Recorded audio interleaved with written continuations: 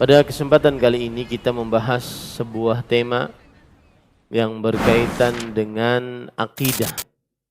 Dan setiap tema yang berkaitan dengan akidah adalah sangat penting dan lebih penting daripada berkaitan dengan perkara-perkara lainnya seperti ibadah, muamalah, atau adab dan akhlak karimah. Karena akidah bagaikan akar pada sebuah pohon.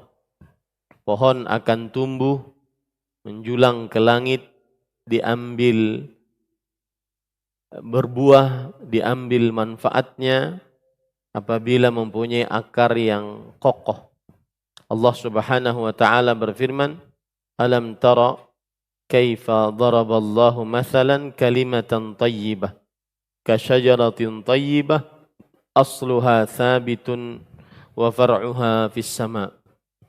Apakah kamu tidak memperhatikan wahai Muhammad sallallahu alaihi wasallam bagaimana Allah Subhanahu wa taala membuat perumpamaan terhadap sebuah ucapan yang baik. Ucapan yang baik maksudnya adalah kalimat tauhid, la ilaha illallah, dan itulah akidah. Bagaikan sebuah pohon yang baik, akarnya kokoh dan pohonnya menjulang ke langit, memberikan buahnya di setiap musimnya dengan izin Allah Subhanahu wa taala. Akidah bagaikan pondasi dalam sebuah bangunan. Akidah bagaikan ruh pada sebuah jasad. Pondasi tidak akan diambil manfaatnya apabila tidak ada bangunan tidak bisa diambil manfaatnya jika tidak ada pondasinya. Kemudian tubuh manusia tidak bisa bergerak dan menghasilkan apa-apa apabila tidak memiliki ruh. Maka demikianlah kedudukan akidah dalam diri seorang muslim. Fahuwa bimanzilatil amal, fahuwa bimanzilatir ruh minal jasad, wal asas minal bunyan.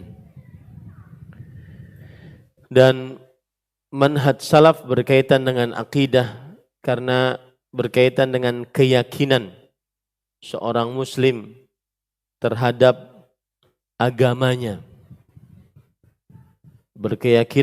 Berkaitan dengan keyakinan seorang muslim terhadap agamanya. Kita akan bahas dulu apa itu manhaj secara bahasa, apa arti manhaj secara bahasa.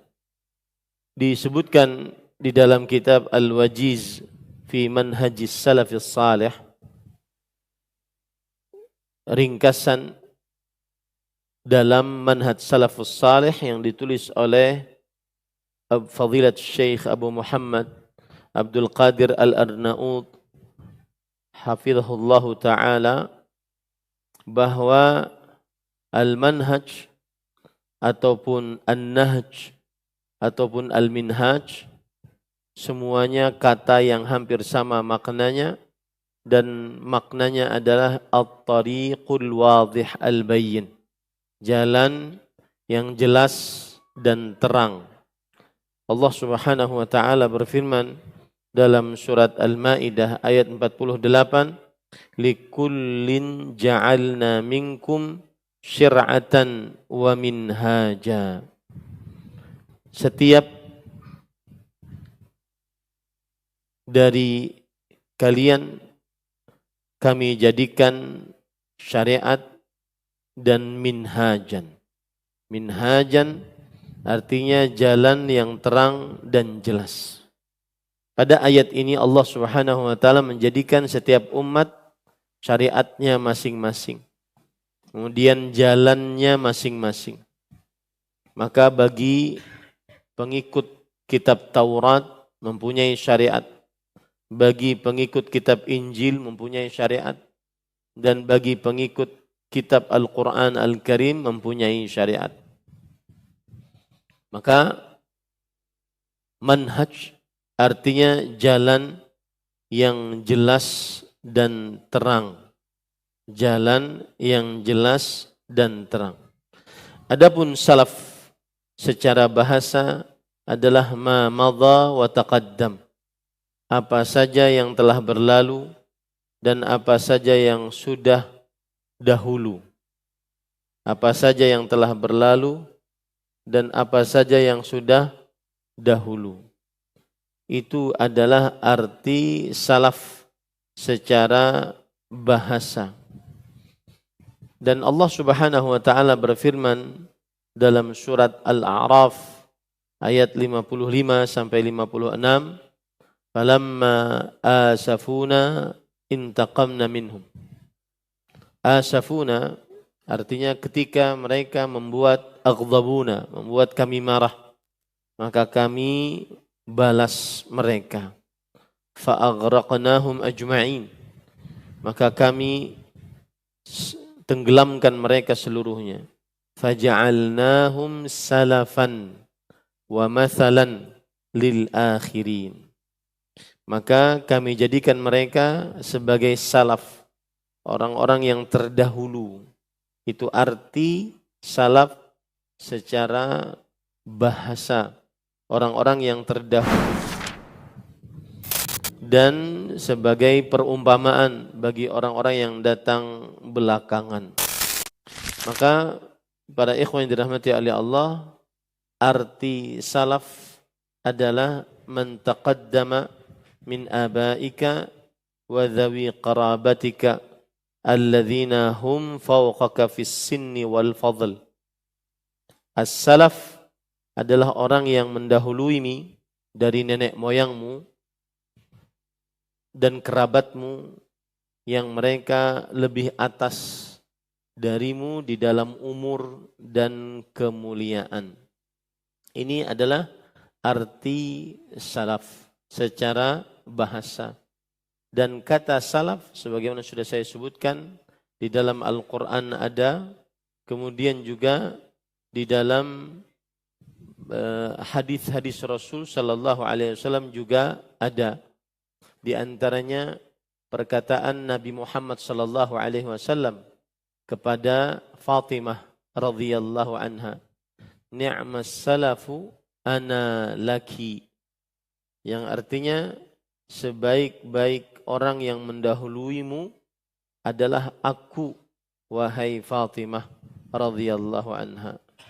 Jadi jangan takut, kata salaf tidak seperti kata sufiyah atau at-tasawuf yang mana penganutnya masih bingung diambilkan dari mana kata atau asal kata tersebut. Ada yang mengatakan diambilkan dari kata as-safa. Tetapi kalau diambilkan dari kata as-safa maka maknanya as-safaiyah. Ada yang mengatakan diambilkan dari kata as-saf. As-saf yang artinya saf, karena orang-orang tasawuf mengaku mereka mendalami ibadah kepada Allah Subhanahu wa taala senantiasa di saf pertama. Tapi kalau seandainya dari ambil kata saf berarti as-saffiyah. Ada yang mengatakan diambil dari kata as-suf. As-suf artinya adalah kulit domba yang mana kalau dipakai menumbuhkan bau yang sangat busuk. Ini menunjukkan menghinakan diri, menghinakan dunia di hadapan diri. Sebagaimana slogan orang-orang tasawuf dahulu akan hal ini. Sekarang tentunya berbeda. Sekarang sudah makan makanan yang mewah, kemudian transportasi yang mewah, bahkan kadang-kadang jet-jet pribadi dan seterusnya. Taib, sedangkan kata manhaj salaf itu berasal dari Al-Quran, kemudian berasal dari hadis-hadis Rasul sallallahu alaihi wasallam.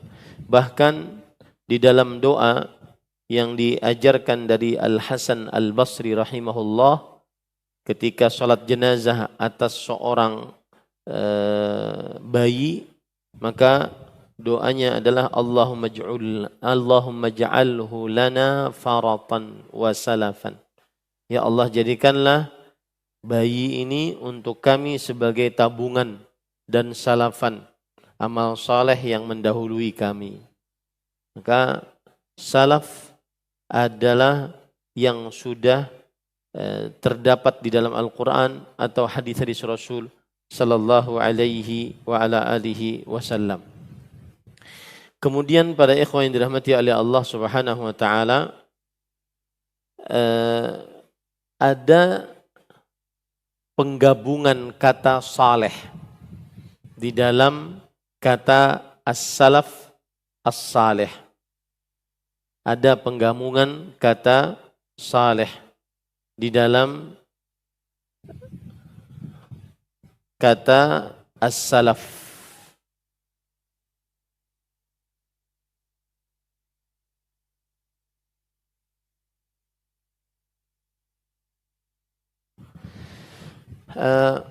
Dan ini ada dalilnya juga, salaf as-salih.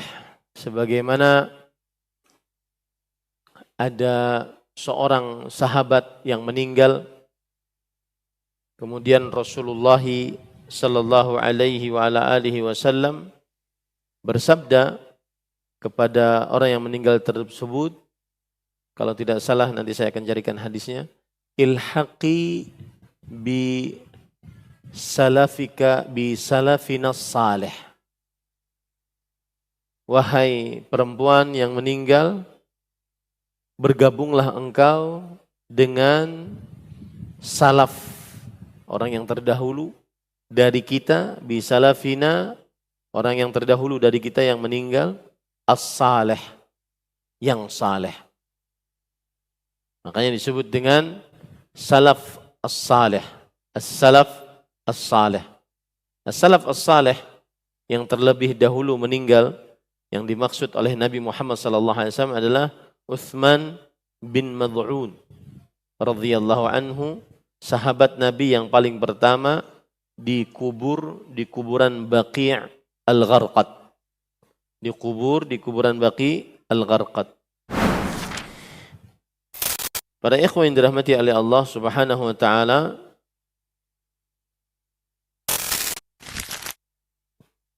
hadisnya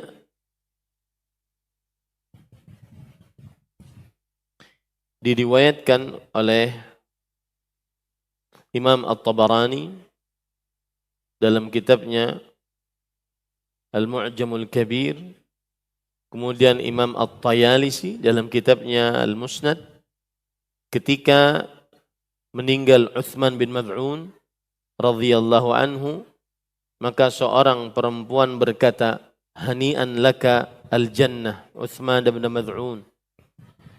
Seorang perempuan berkata, selamat bagi engkau mendapatkan surga wahai Uthman bin Mad'un.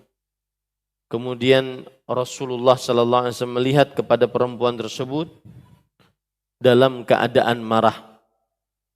Kemudian Rasulullah sallallahu alaihi wasallam bersabda, wa ma yudrik, mengapa engkau tahu, dari mana engkau tahu? Kemudian perempuan tersebut berkata, ya Rasulullah, farisuka wa sahibuka.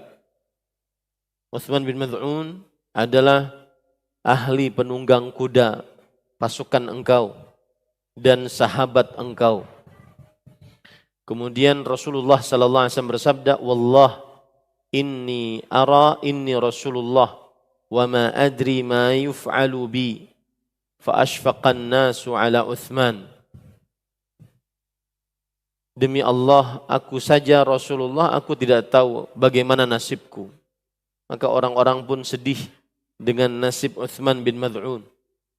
Falamma matat Zainamu bintu Rasulillah sallallahu alaihi wasallam, qala Rasulullah sallallahu alaihi wasallam, ilhaqi bi salafina salih al-khair Uthman ibni Mad'un.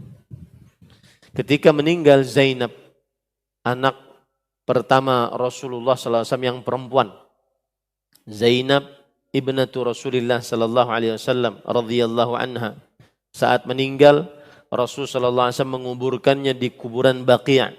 Kemudian beliau berkata, ilhaqi, berkumpullah engkau wahai Zainab, bi salafina as-salih, dengan salaf kita yang saleh, al-khair, yang baik, Uthman ibni Mad'un radhiyallahu anhu.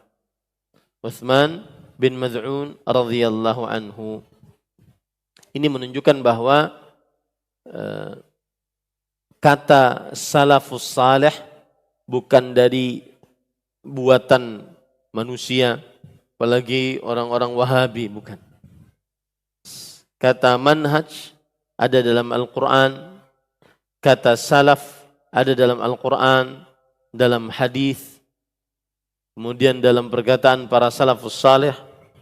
Kata salafus salih ada juga di dalam hadis Rasul sallallahu alaihi wa ala alihi wasallam.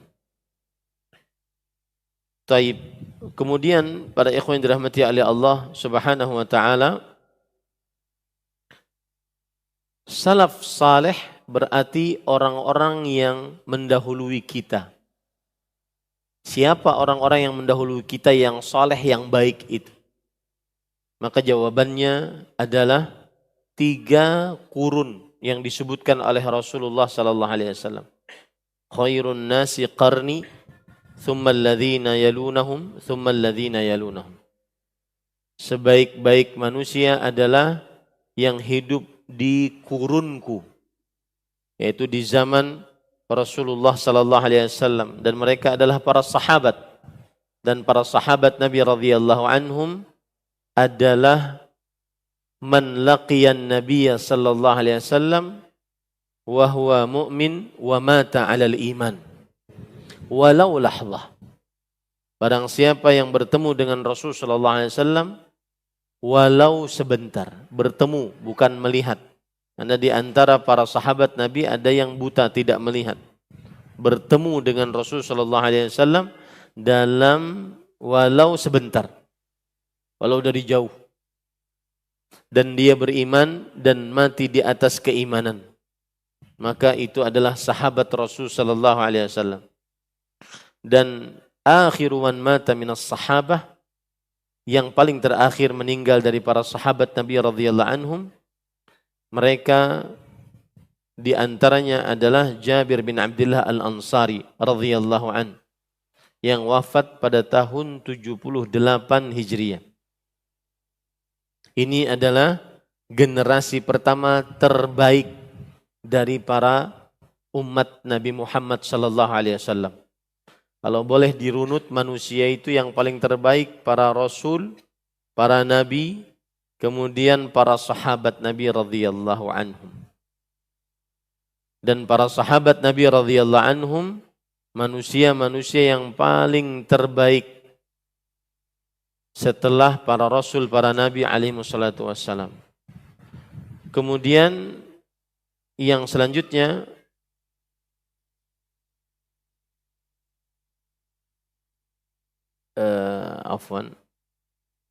tadi Jabir bin Abdullah radhiyallahu anhu, sahabat Nabi, wafat pada tahun 78 Hijriah, dan beliau adalah sahabat Nabi yang paling terakhir meninggal dari orang-orang yang ikut Bai'atul Aqabah.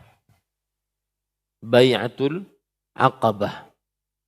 Apa itu Bai'atul Aqabah? Saya sangat yakin jarang ada yang tahu.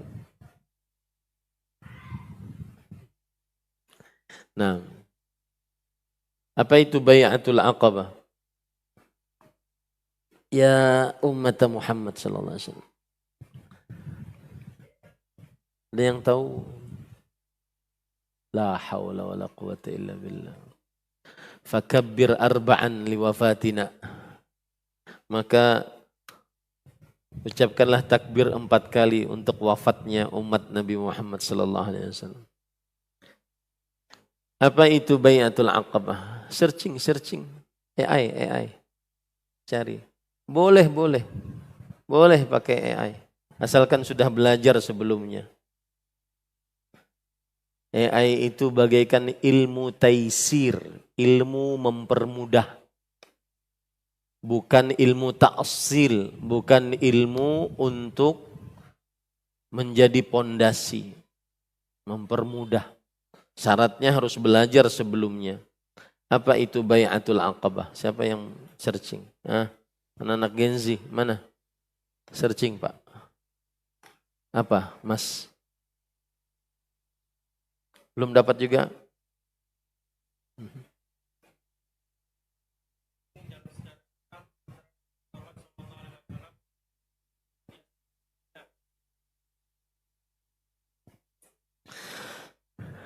Ini sejarah antum harus tahu. Gara-gara kejadian inilah penduduk kota Madinah beriman setelah petunjuk dari Allah Subhanahu wa taala. Gara-gara kejadian inilah terjadinya kaum Ansar, suku Aus dan Khazraj akhirnya berdamai. Mudah-mudahan kita mengaku bersama bahwasanya kadar cinta kita kepada Rasul sallallahu alaihi wasallam masih kurang. Harus kita mengakui bersama kadar cinta kita kepada Rasul sallallahu alaihi wasallam masih kurang.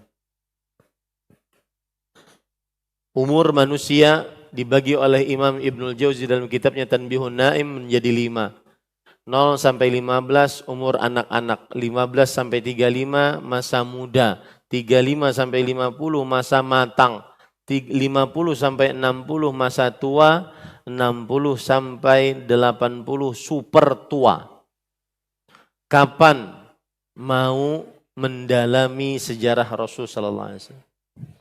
Tidak lebih daripada 300 halaman, baca per hari sekian, bahasa Indonesia sudah ada.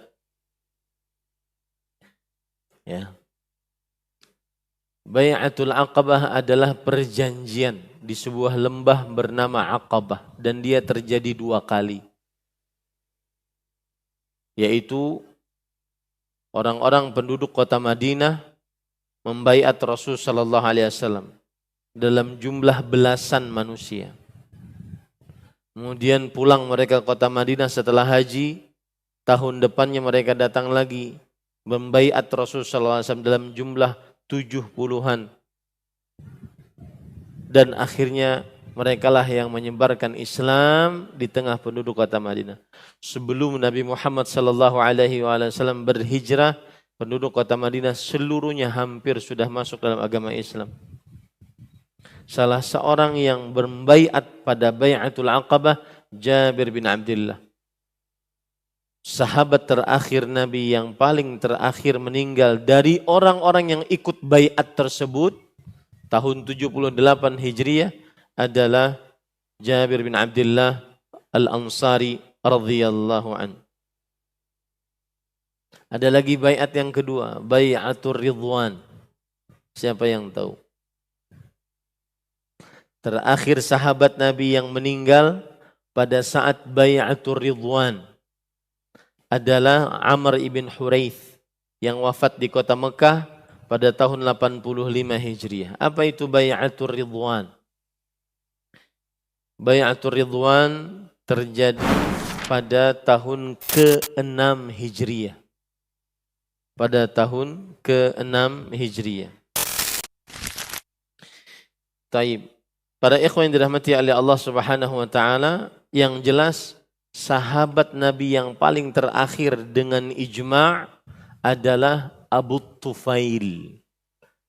Kunyahnya Abu At-Tufail. Namanya Amir bin Wathilah Al-Laythi. Beliau wafat pada tahun 110 Hijriah. Setelah ini tidak ada lagi yang meninggal dari para sahabat Nabi radhiyallahu anhu.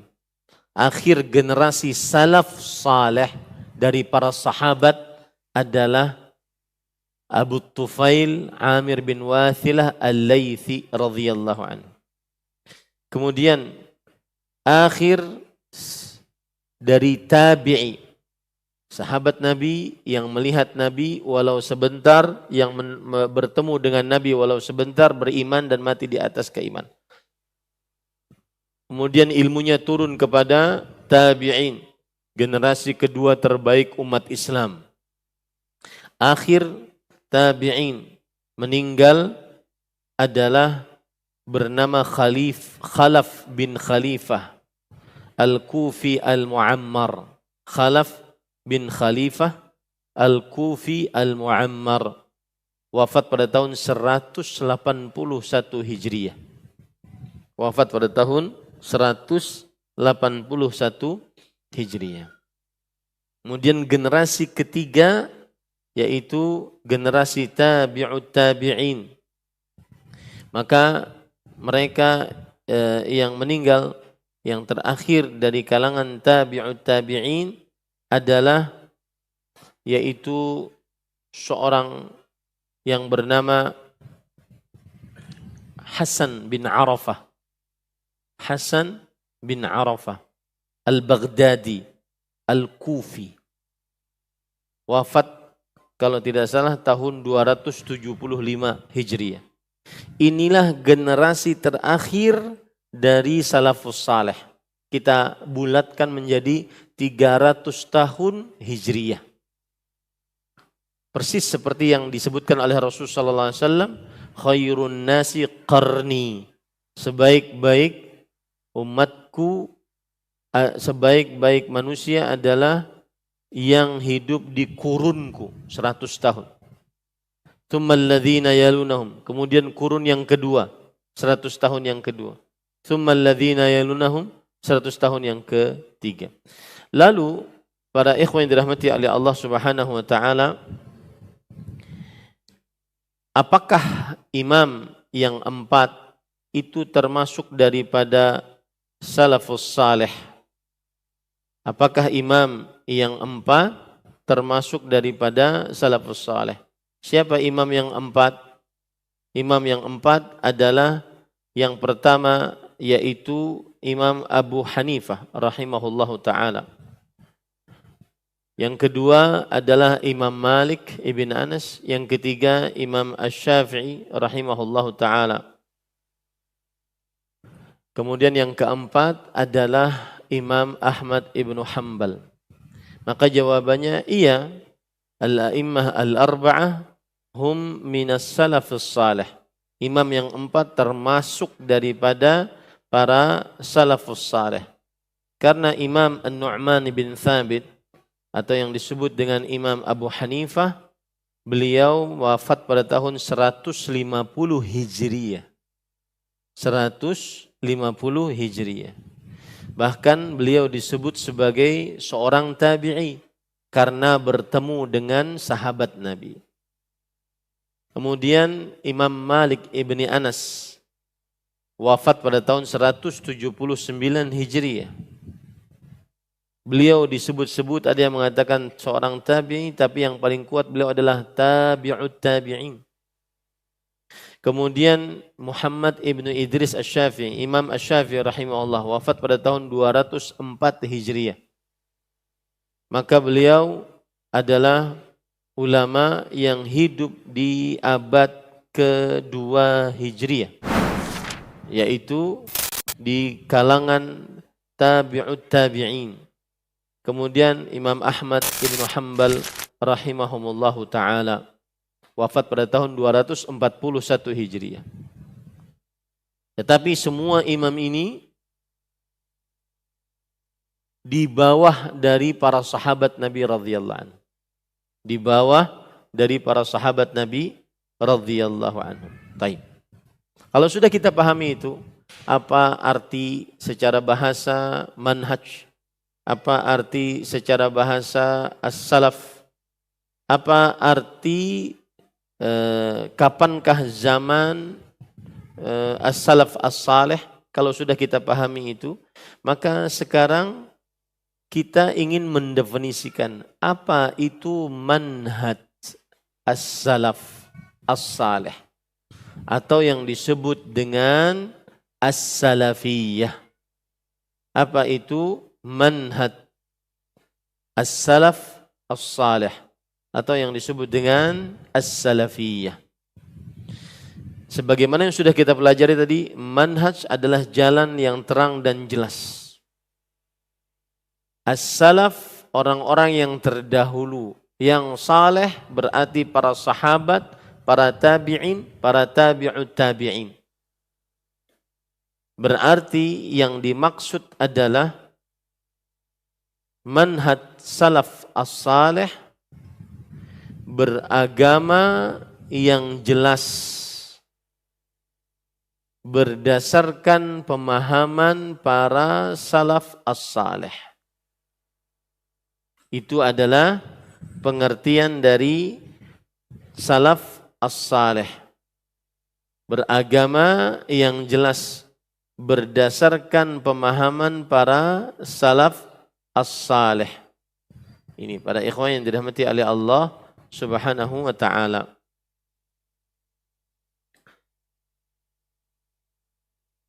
Dan inilah yang akan kita bahas.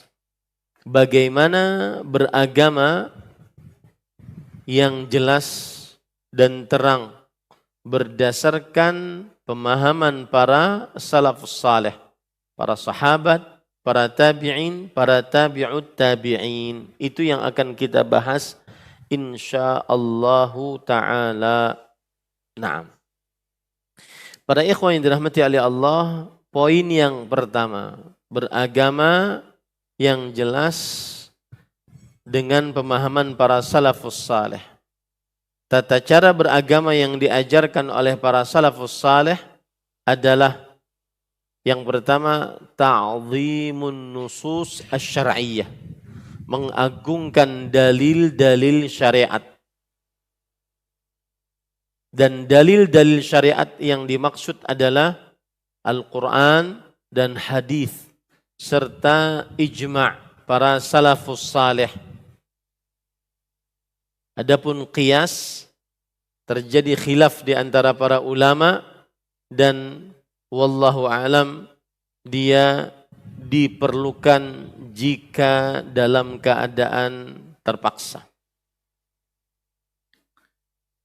Maka sekali lagi salaf saleh manhajnya yang pertama ta'zimun nusus asy-syar'iyyah, mengagungkan dalil-dalil syariat, mengagungkan dalil dari Al-Quran, mengagungkan dalil dari hadis Rasul, mengagungkan ijma' para salafus saleh. Dan ini adalah manhaj salaf. Apa saja ayat yang kita dapati alal aini war ra's, maka kita sangat agungkan. Apa saja hadis yang sahih yang kita dapati, maka alal aini war ra's, di atas kepala kita hadis-hadis sahih tersebut. Apa dalil manhaj ini? Apa dalil tata cara beragama yang seperti ini? Dalilnya di antaranya surat An-Nur ayat 51. Allah Subhanahu wa taala berfirman, "Innama kana qaulal mu'minin idza du'u ila Allah wa rasulih liyahkuma bainahum an yaqulu sami'na wa ata'na wa ulaika humul muflihun." Sesungguhnya adalah ucapan orang-orang yang beriman jika mereka diajak kepada Allah dan Rasulnya agar supaya menghukumi di antara mereka, hanyalah ucapan mereka, kami mendengar dan kami taat. Mereka lah orang-orang yang beruntung. Mereka lah orang-orang yang beruntung. Ayat yang selanjutnya, wa man yuti'illaha wa rasulah wa yakhshallaha wa yattaqhi faulaika humul faizun. Siapa yang taat kepada Allah dan Rasulnya dan takut kepada Allah dan bertakwa kepadanya, merekalah orang-orang yang mendapatkan kemenangan. Ini ayat memerintahkan kepada kita agar mengagungkan dalil-dalil syariat, baik itu dalil dari Al-Quran atau hadis Rasul sallallahu alaihi wasallam. Dan itulah jalan untuk mendapatkan kebahagiaan, keberuntungan, keselamatan di dunia dan di akhirat. Kemudian dalil yang lain surat Al-Hujurat ayat 1. Allah Subhanahu wa taala berfirman, "Ya ayyuhalladzina amanu la tuqaddimu baina yadayillahi wa rasulih." Wahai orang beriman, janganlah kalian mendahului di depan Allah dan Rasul-Nya. Wattaqullah innallaha sami'un alim. Bertakwalah kepada Allah, sesungguhnya Allah Maha mendengar, Maha mengetahui. Maka ayat ini memberikan pelajaran kepada kita bahwa Allah melarang untuk mendahului di depan Allah dan Rasul-Nya. Dan larangan asal hukumnya adalah keharaman. Dan keharaman menunjukkan kepada kerusakan. Maka haram untuk mendahului Allah dan Rasul-Nya. Mendahului Al-Quran dan Sunnah. Wajib mengagungkan Al-Quran dan Sunnah. Makanya ada perkataan para ulama, mereka mengatakan Al-Quran wa sunnatu sabiqul amal wa daliluhu. Al-Quran dan Sunnah adalah pendahulu amal dan penunjuk jalan untuk beramal. Syekhul Islam Ibn Taimiyah berkata, "Man faraqad dalil dhallas sabil." Siapa yang berpisah dari dalil, maka dia akan tersesat jalan. Kemudian juga surat Al-Ahzab ayat 36. "Wa ma kana lil mu'minin wala mu'minatin idza qadallahu wa rasuluhu amran an yakuna lahumul khiyaratu min amrihim. Wa man ya'sillaha wa rasulahu faqad dhalla dhalalan ba'ida." Dan tidak pantas untuk seorang beriman, laki-laki dan perempuan, jika Allah dan Rasul-Nya telah menetapkan sebuah perkara. Mereka memiliki pilihan dari perkara mereka. Artinya apa? Di dalam ayat ini Allah memerintahkan bahwa wajib mengagungkan Al-Quran dan Sunnah sebagai dalil-dalil syariat. Tidak ada kesempatan untuk memilih atau untuk ragu-ragu. Yang ada hanyalah menerima dengan sebenar-benar penerimaan. Sebagaimana di dalam ayat Al-Quran surah An-Nisa ayat 65. "Fala wa rabbika la yu'minun hatta yuhakkimuka fima syajara bainahum thumma la yajidu fi anfusihim harajan mimma qadait wa yusallimu taslima." Tidak, demi Rabbmu, mereka tidak beriman sehingga mereka menjadikan engkau wahai Muhammad sallallahu alaihi wasallam sebagai hakim, pemutus keputusan di dalam apa saja yang mereka perselisihkan di antara mereka. Kemudian mereka tidak mendapati di dalam diri mereka keberatan dari apa yang telah engkau tetapkan dan mereka menerima dengan sebenar-benar penerimaan. Dalam ayat ini Allah menafikan, meniadakan keimanan dengan penafian yang sempurna. Artinya benar-benar tidak beriman bagi siapa saja yang berpaling dari hukum Allah dan tidak menerima dan tidak ridha dengan hukum Allah, atau di dalam dirinya terdapat keberatan terhadap hukum Allah Subhanahu. Maka Allah nafikan aslul iman atau yang disebut dengan al-iman, mutlaqul iman. Allah nafikan benar-benar pokok keimanannya.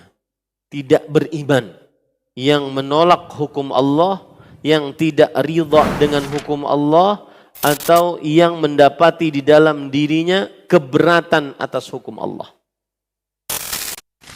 Ini para ikhwan yang dirahmati oleh Allah, itu dalil. Kemudian Allah Subhanahu wa taala juga berfirman di dalam surat An-Nisa An-Nur ayat 63. Perhatikan baik-baik. Allah Subhanahu wa taala berfirman, "Falyahdharil ladzina yukhalifuna an amrih an tusibahum fitnah aw yusibahum adzabun alim." Maka berhati-hatilah orang-orang yang menyelisihi perintah Allah Subhanahu wa taala. Mereka akan tertimpa fitnah, yaitu hal yang menghantarkan kepada kehancuran, kegentingan, kebinasaan, kerusakan. Itu namanya fitnah. Di dunia atau mereka akan mendapatkan siksa yang pedih di akhir. Surah An-Nur ayat 63. Ayat ini Allah mengancam di dalamnya bagi orang-orang yang menyelisihi akan perintah-perintah Allah Subhanahu wa taala dan Rasulnya. Taib. Itu dalil-dalil yang menunjukkan bahwa manhaj salafus salih di dalam beragama adalah ta'zimun nusus asy-syar'iyyah. Makanya kita tidak membeda-bedakan perkara dalil. Mau dalil itu berkaitan dengan akidah, ibadah, adab, akhlak atau muamalah.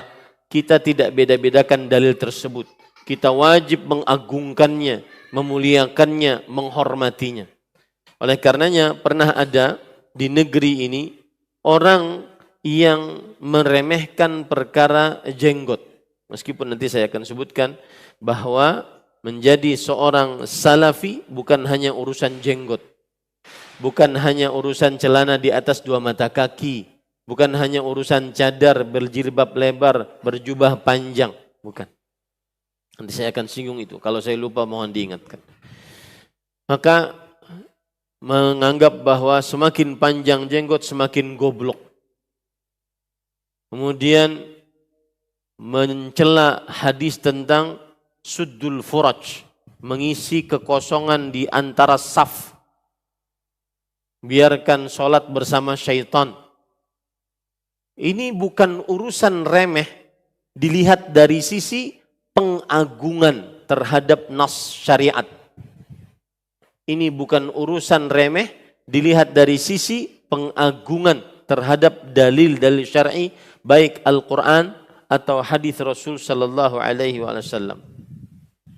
Sekarang saya akan ambilkan beberapa contoh bagaimana metodologi yang pertama dari manhaj salaf ini mengagungkan dalil-dalil syariat dipraktekkan di tengah para salafus saleh. Yang pertama yaitu mereka sangat mengagungkan sabda Rasulullah sallallahu alaihi wasallam. Mereka sangat mengagungkan hadis Rasul sallallahu alaihi wasallam. Walaupun pendek, walaupun remeh. Contoh misalkan dalam hadis riwayat Imam Muslim dari Abu Qatadah Al-Ansari radhiyallahu anhu.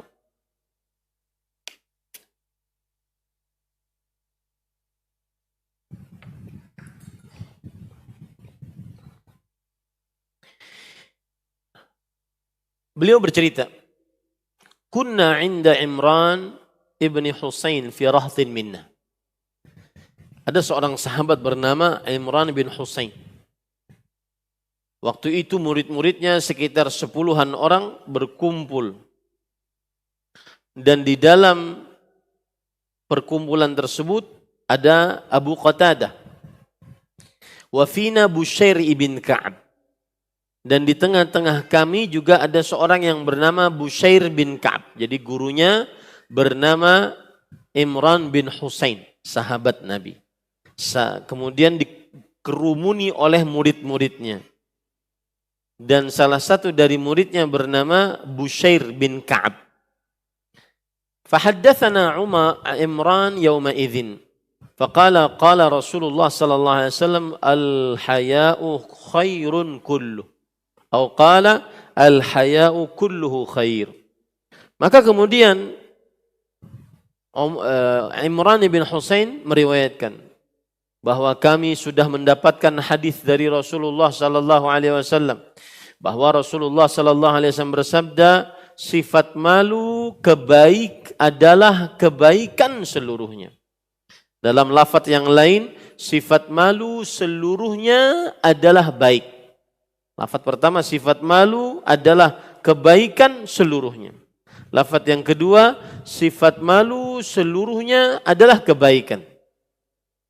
Berkata Busyair bin Ka'ab tadi, mengomentari hadis yang disampaikan oleh gurunya, inna lanajidu fi ba'dil kutubi awil hikmah anna minhu sakinatan wa waqaran lillah wa minhu dha'f. Kita pernah baca di beberapa buku-buku selain Al-Quran dan juga beberapa perkataan-perkataan bijaksana bahwa memang di dalam sifat malu ada ketenangan, ada kewibawaan terhadap Allah Subhanahu wa taala. Tetapi juga ada kelemahan. Nah, ini yang jadi masalah. Padahal tadi Imran bin Husain meriwayatkan hadis Rasul yang berbunyi al-haya khairun kullu. Sifat malu adalah baik seluruhnya, tidak ada tersisa. Dalam lafaz yang lain, sifat malu adalah kebaikan, seluruhnya adalah baik, tidak ada yang jelek. Sedangkan Busyair bin Ka'ab mengatakan, iya, di dalam sifat malu itu ada kebaikan, ketenangan, kewibawaan. Tetapi ada kelemahan. Orang pemalu biasanya lemah. Maka ghadhiba Imran hatta marrat ainah. Imran bin Husain marah sampai kedua matanya memerah. Kemudian berkata, la arani uhaddithuka an Rasulillah sallallahu alaihi wasallam wa tu'aridu fi. Aku tidak ingin melihat ketika aku meriwayatkan hadis kepada engkau dari Rasulullah sallallahu alaihi wasallam kemudian engkau menentangnya. Kemudian Imran meriwayatkan kembali hadis tersebut. Sifat malu adalah kebaikan seluruhnya. Atau sifat malu adalah kebaikan, seluruhnya adalah kebaikan. Busyair tetap saja mengatakan seperti pendapat dia. Maka Imran bin Husain tambah marah. Sampai-sampai sahabat-sahabat yang lain, murid-murid yang lain mengatakan, innahu minna ya Aba Nujaid, innahu la ba'sa bihi. Artinya, wahai Abu Nujaid, wahai Imran bin Husain, guru kami, mereka dari kita, bukan orang munafik. Jangan takut. Busyair dari kita, bukan orang munafik. Ini menunjukkan bagaimana pengagungan para salafus salih terhadap sabda Rasulullah sallallahu alaihi wasallam. Contoh lagi, hadis riwayat Muslim juga. Dari Abdullah bin Umar radhiyallahu anhu beliau berkata, sami'tu Rasulullah sallallahu alaihi wasallam yaqul, la tamna'u nisa'akumul masajid idza sta'dhannakum ilaiha. Jangan sekali-kali kalian larang istri-istri kalian untuk pergi ke masjid. Ini redaksinya kepada para suami. Dan jika mereka meminta izin kepada kalian untuk pergi ke masjid. Maka Bilal bin Abdullah bin Umar. Yang meriwayatkan hadis tadi adalah Abdullah bin Umar. Anaknya Umar bin Khattab. Lalu anaknya Abdullah yang bernama Bilal bin Abdullah, yaitu berarti cucunya Umar bin Khattab, berkata, wallahi lanamna'ahunna, demi Allah, sungguh kami akan benar-benar larang istri-istri kami pergi keluar rumah ke masjid-masjid. Kira-kira Bilal bin Abdullah, mengapa beliau berkata seperti ini? Apakah beliau ingin menentang hadis Rasul? La, enggak. Tetapi beliau ingin menjaga kesucian wanita muslimah.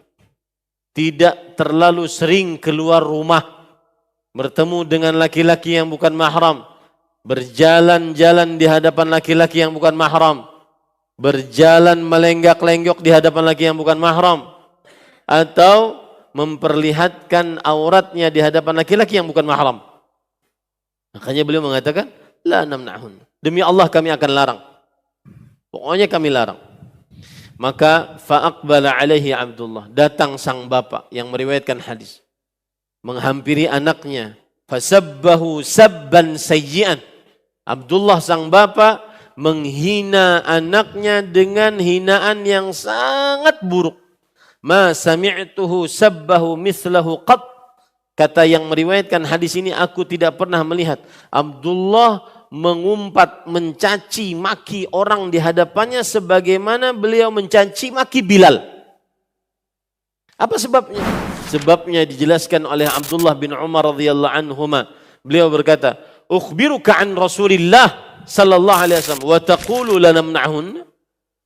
Sungguh aku telah memberitahukan kepada Rasul sallallahu alaihi wasallam, jangan kalian wahai para suami larang istri-istri kalian pergi ke masjid jika mereka minta izin kepada kalian. Sedangkan kamu bantah dengan perkataan, sungguh kami akan benar-benar melarangnya.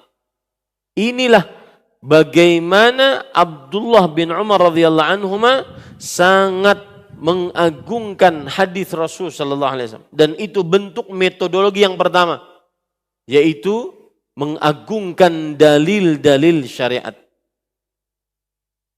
Kemudian yang ketiga, hadis yang ketiga, hadis riwayat Muslim, bagaimana para salafus saleh.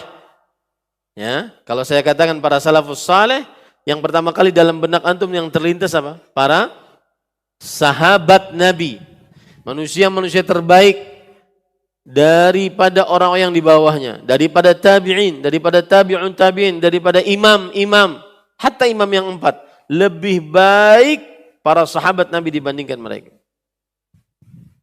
Nah, coba perhatikan lagi riwayat Imam Muslim juga dari Abdullah bin Mughaffal radhiyallahu anhu, annahu ra'a rajulan min ashabihi yakhdhif. Abdullah bin Mughaffal melihat ada seorang dari sahabatnya berburu dengan ketapel. Lalu Abdullah bin Mughaffal radhiyallahu anhu berkata, la takhdhif fa inna Rasulullah sallallahu alaihi wasallam kana yakrah atau qala yanha 'anil khadhf. Artinya, jangan engkau berburu dengan ketapel.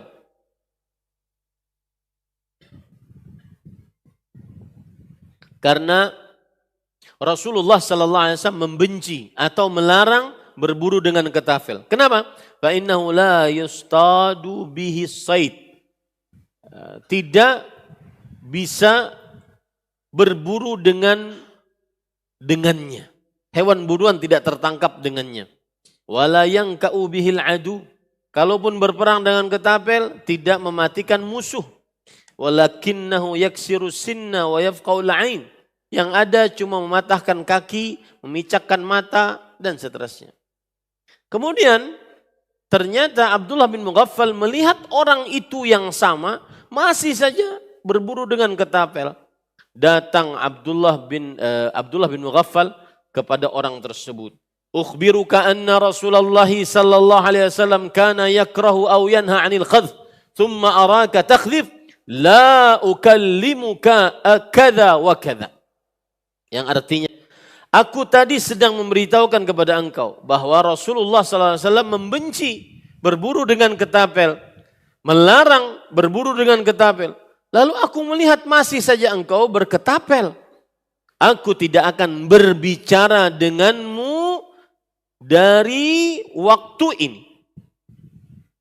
Ini menunjukkan tegasnya para sahabat Nabi radhiyallahu anhum ketika berhadapan dengan penghormatan terhadap hadis-hadis Rasul sallallahu alaihi wa ala alihi wasallam. Ini para ikhwan yang dirahmati oleh Allah Subhanahu wa taala.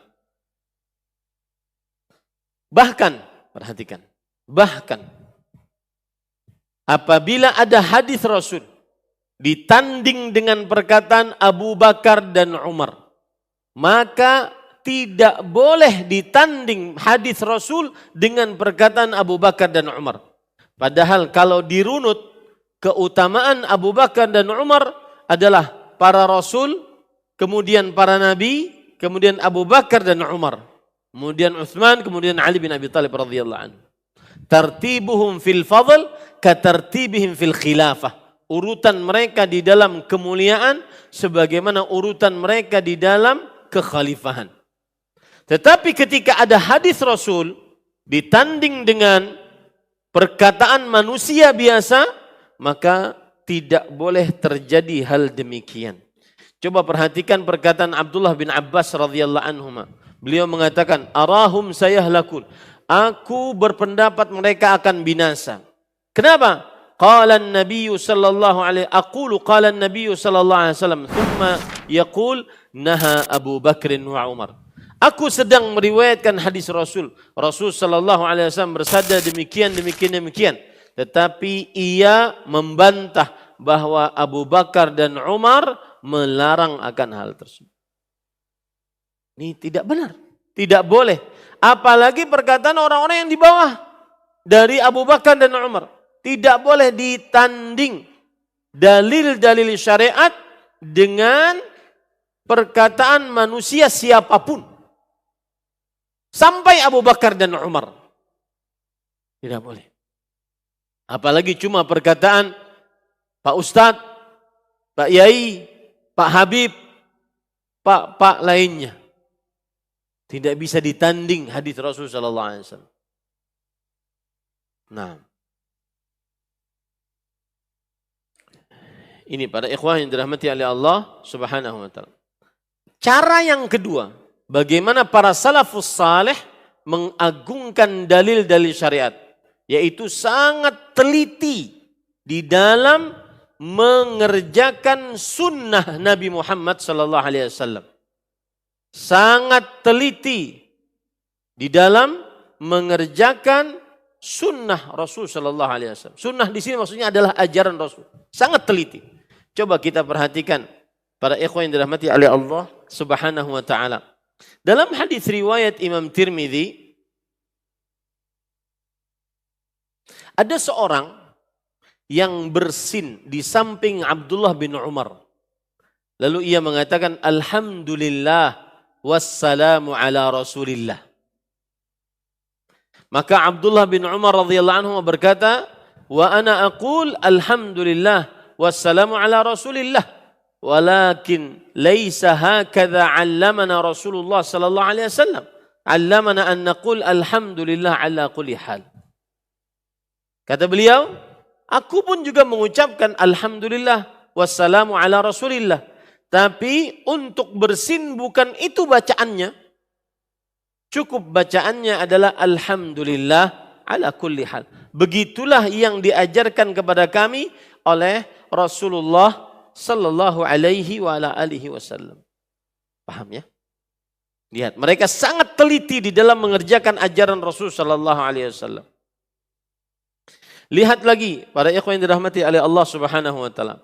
Dalam hadis riwayat Imam Al-Khatib Al-Baghdadi dalam kitabnya Al-Faqih wal Mutafaqih. Kemudian Imam Asy-Syafi'i dalam kitabnya Ar-Risalah. Bahwa Tawus bin Kaisan meriwayatkan annahu sa'ala Abdullah ibn Abbas radhiyallahu anhuma anir rak'ataini ba'da al-'asr. Tawus bin Kaisan seorang tabi'i bertanya kepada Abdullah bin Abbas, seorang sahabat Nabi, tentang sholat 2 rakaat setelah asar. Kemudian Abdullah bin Abbas melarang keduanya. Kemudian Tawus berkata, Ibnu Juraij berkata, ini orang ketiga berarti, ma ad'ahuma, aku tidak akan tinggalkan 2 rakaat setelah asar. Apa kata Abdullah bin Abbas radhiyallahu anhu? Beliau cukup membaca ayat surat Al-Ahzab ayat 36 yang kita baca tadi. Wa ma kana lil mu'minin wala mu'minatin idza qadallahu wa rasuluhu amran an yakuna lahumul khiyaratu min amrihim wa man ya'sillaha wa rasulahu faqad dhalla dhalalan mubina. Tidak pantas bagi lelaki beriman, perempuan beriman jika Allah dan Rasulnya telah menetapkan sebuah perkara, mereka memiliki pilihan dari perkara mereka. Tidak pantas. Pilihan saja nggak boleh, apalagi milih yang lain. Ragu-ragu saja nggak boleh, harus taat. Ya, Dan barang siapa yang taat kepada Allah dan Rasulnya, maka sungguh ia telah sesat dengan kesesatan yang nyata. Ini para ikhwan yang dirahmati oleh Allah Subhanahu wa taala. Baik. Kemudian riwayat selanjutnya, riwayat Imam Al-Baihaqi dalam kitabnya Sunanul Kubra dan Imam Abdul Razzaq ibn Hammam As-San'ani dalam kitabnya As-Salah. Beliau meriwayatkan seorang tabi'i, bahkan imamut tabi'in, Sa'id bin Musayyab rahimahullah.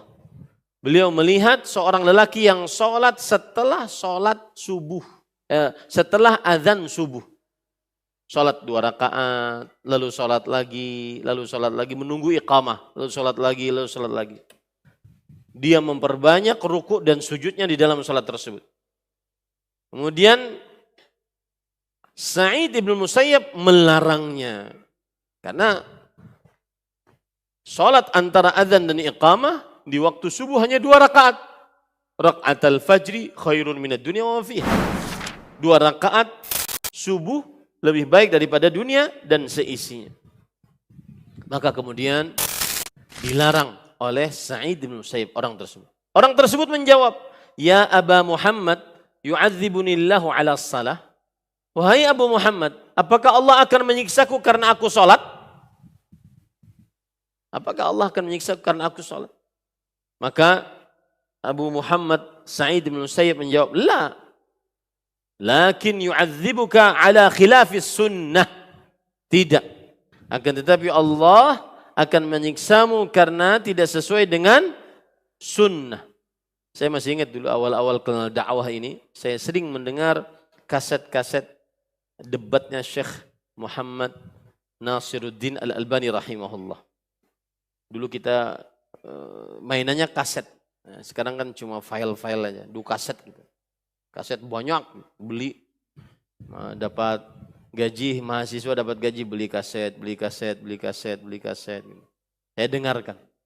Salah satu debat beliau dengan orang-orang yang tidak sesuai dengan manhaj salaf, maka beliau mengatakan perkataan ini, tidak, Allah tidak akan menyiksamu, tetapi Allah menyiksamu ala khilafis sunnah, kata beliau. Karena beliau dari Suriah, ya, tinggal di Suriah. Khilafis sunnah, lahjatnya, logatnya begitu. Itu waktu itu adalah beliau menasihati orang yang makan dengan tangan kiri. Kata beliau, kenapa nggak pakai tangan kanan? Mengambil air minum, kemudian minumnya dengan tangan kanan. Kata orang tersebut, kalau saya pakai tangan kanan sedangkan ini kotor, maka nanti gelasnya akan kotor. Makanya saya pakai tangan kiri dan minumnya pakai tangan kiri. Maka beliau mengatakan, la tulawwithis sunnah. Jangan engkau kotorkan sunnah Rasul sallallahu alaihi wasallam. Kotorkan gelas enggak apa-apa, apalagi kayak begini, tinggal dibuang aja. Kotorkan gelas dicuci selesai. Tapi jangan kotorkan dirimu dengan menyelisihi sunnah. Ya, ini para ikhwah. Nah, teliti di dalam mengamalkan sunnah, mengamalkan amal ibadah. Contoh ketelitian juga disebutkan di dalam kitab Al-Faqih wal Mutafaqih. Kemudian juga dalam kitab Hilyatul Awliya. Kemudian juga dalam kitab Al-I'tisam. Al-Faqih wal Mutafaqih yang tulis oleh Al-Khatib Al-Baghdadi. Hilyatul Awliya tulis Abu Nu'aim Al-Asfahani. Kemudian Al-I'tisam ditulis oleh Imam Asy-Syatibi rahimahullah. Beliau berkata, ada seorang lelaki berkata kepada Imam Malik ibn Anas rahimahullah. Imam Malik tadi adalah dari galangan tabi'ut tabi'in. Ya Aba Abdillah min aina uhrim. Ini ceritanya mau berihram. Wahai Abu Abdillah. Abu Abdillah adalah kunyahnya Imam Malik ibn Anas. Imam Malik ibn Anas. Dan kalau tidak salah ingat, imam yang 4 seluruhnya, kunyahnya seluruhnya Abu Abdillah. Imam, kecuali Imam Abu Hanifah. Imam Malik Abu Abdillah, Imam Syafi'i Abu Abdillah, Imam Ahmad Abu Abdillah. Dan Abdullah adalah nama yang paling disukai oleh Allah Subhanahu wa taala. Karena di dalamnya terdapat penghambaan kepada Allah Subhanahu wa taala. Dan saya sering menasihati apabila sedang berkenalan dengan orang karena mungkin sudah berhijrah, sudah kenal dakwah, maka kenalkanlah nama. Kalau ditanya orang, siapa namanya Pak? Oh, namanya Fidra. Maka sebutlah nama. Jangan menyebut kunyah. Karena kunyah itu untuk memuliakan diri. Seperti saya sekarang ingin memuliakan Mas ini. Maka saya katakan, siapa kunyahnya? Abu Fulan. Maka saya memanggilnya Abu Fulan. Tapi kalau saya tanya siapa namanya, sebutkan nama. Sebutkan apa? Nama. Karena bagi orang Arab, memanggil dengan kunyah itu adalah pemuliaan. Saya dulu kerja di sebuah instansi, kemudian direkturnya kunyahnya Abu Abdul Aziz. Untuk memuliakan, kita tidak menyebutnya Syekh atau apa, padahal beliau doktor dalam agama. Kita menyebutnya ya Syekh Abdul Aziz, ya Aba Abdul Aziz, wahai Abu Abdul Aziz. Itu lebih memuliakan dibandingkan dipanggilkan Syekh. Paham ini para ikhwan? Karena ada sebagian ikhwan kadang-kadang kalau saya tanya namanya siapa? Abu Malik misalkan. Saya nanya nama bukan nama kunyah. Ya. Paham ya? Kan sudah hijrah Ustaz. Nama saya Joko, kan enggak Islami. Sedikit menyimpang tentang nama. Ada sebagian ikhwah kalau sudah mempunyai anak, ingin menamai anaknya, mereka minta nama dari para ustaz.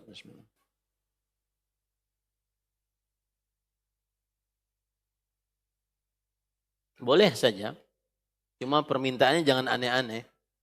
Ada orang pernah, Ustaz, tolong kasih hadiah kepada saya baru kelahiran anak. Kalau bisa namanya yang Islami. Baik. Oh iya, satu lagi Ustaz, kalau bisa namanya nyentrik, jarang manusia bernama dengannya. Saya bilang ada kayaknya. Apa itu? Ifrit. Gak usah yang terlalu berat-berat nama. Syekh kami, Syekh Abdul Muhsin bin Hamad Al-Abbad, hafizahullah. Beliau kalau berbicara tentang nama dan ditanya tentang nama, maka beliau mengatakan, cari nama yang kamu tidak perlu bertanya kepada orang lain tentang nama tersebut, bagus atau tidak. Karena saking jelasnya nama tersebut. Abdullah, Abdul Rahman, Abdul Aziz, Abdul Razak, Abdul Muhsin, Abdul Ilah, Abdul Khaliq. Jelas, gak perlu ditanyakan. Ya. Perempuan Maryam, Asiyah, Fatimah, Aisyah. Ya, jelas namanya. Tidak perlu ditanyakan. Ini ada nama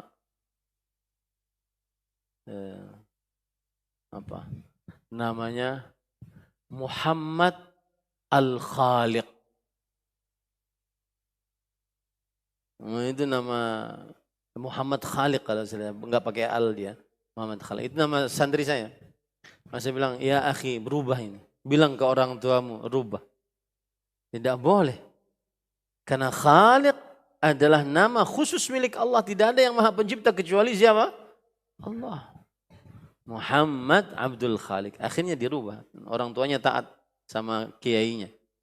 Ya. Karena sebagian wali santri terkadang di zaman sekarang kurang taat sama kiainya. Betul enggak Ustaz? Ya. Terkadang. Tayyib, kita lanjut. Ya Aba Abdillah, wahai Abu Abdillah, min aina uhrim? Dari mana aku berihram?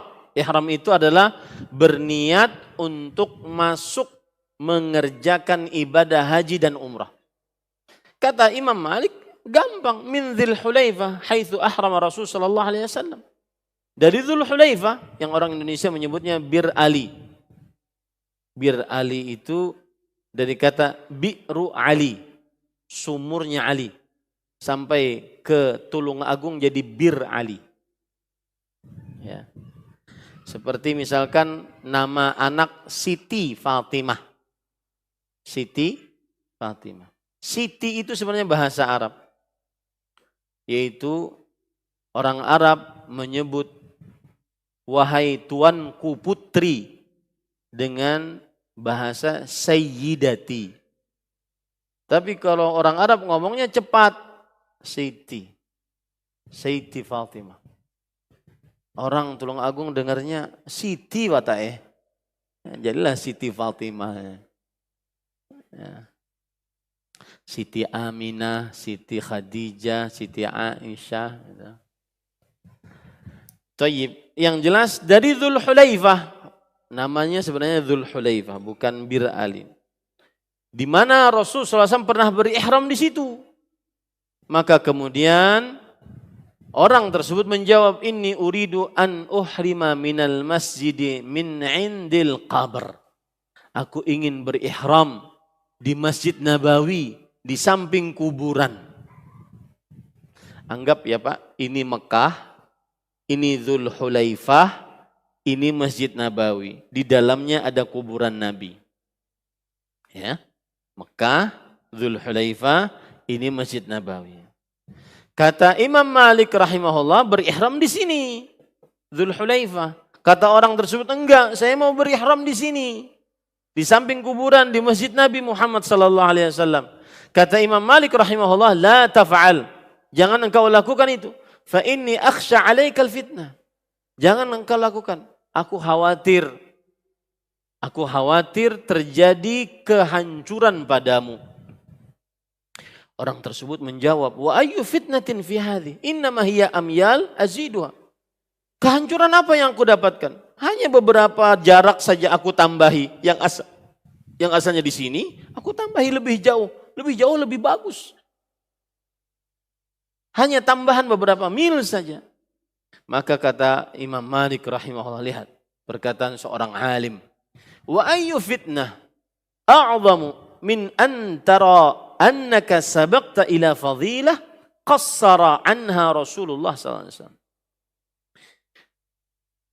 Kerusakan apa yang lebih besar dari engkau menganggap dirimu lebih mendahului kepada sebuah keutamaan yang Rasul sallallahu alaihi wasallam tidak mengerjakannya. Kalau utama berihram di Masjid Nabawi, niscaya Rasulullah sallallahu alaihi wasallam akan berihram di mana? Di Masjid Nabawi. Tapi beliau berihram di luar tanah suci, di Dzulhulaifah. Ini adalah sebuah kerusakan yang lebih besar, yang paling besar. Karena menganggap diri lebih pintar daripada Rasul sallallahu alaihi wasallam.